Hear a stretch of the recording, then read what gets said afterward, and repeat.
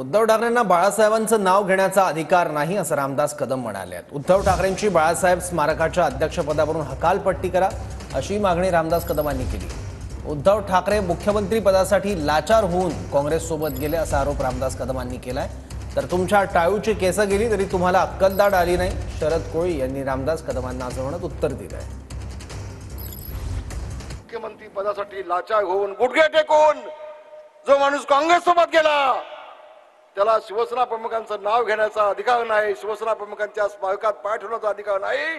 श्रीकांतजी, मी आदरणीय मुख्यमंत्री देवेंद्र फडणवीस, आदरणीय आमचे नेते मुख्य नेते एकनाथजी शिंदे साहेब आणि अजितदादा यांना विनंती करणार आहे की माझी विनंती आहे की या हिंदू हृदय सम्राट शिवसेना प्रमुख माननीय बाळासाहेब ठाकरे यांच्या स्मारकाचा अध्यक्ष म्हणून उद्धव ठाकरेला केलेला आहे, त्या अध्यक्ष पदावर पर्यंत याची हकालपट्टी करून टाका। याचा शिवसेना प्रमुखांचा काय संबंध ठेवू नका, आता त्या स्मारकाचा काय संबंध ठेवू नका, माझी मागणी आहे।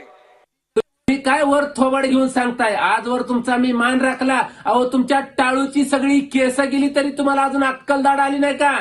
आणि तुम्ही यापुढे उद्धव साहेबांवर जर अशा पद्धतीने बोलाल तर तुमचा हिशोब अरे रावीच्या भाषेत घेतला जाईल, लक्षात ठेवा। कारण तुमची अवकात काय आहे ना सगळ्या महाराष्ट्राला माहिती आहे।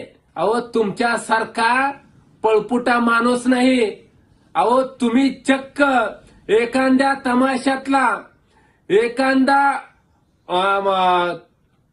नाटकातला जसा एखादा कलाकार असतो का, पुढचाच काम तुम्हाला दिलेलं आहे, रडायचं काम तुम्हाला दिलेलं आहे, तुम्हाला टाळ्या वाजवायचं काम दिलेलं आहे। तुम्हाला मर्दाची जबाबदारी शिंदेने दिली नाही, कारण शिंदेचे लक्षात आलंय की तुम्ही कुठल्या लायकीचं आहेत ते। आणि तुम्ही जी ही नाटक केलं ना, रडायचं, बोलायचं, अरे रावीची भाषा करायची, त्याचं बक्षीस म्हणून तुमच्या पोराला मंत्रिमंडळात घेतलेलं आहे।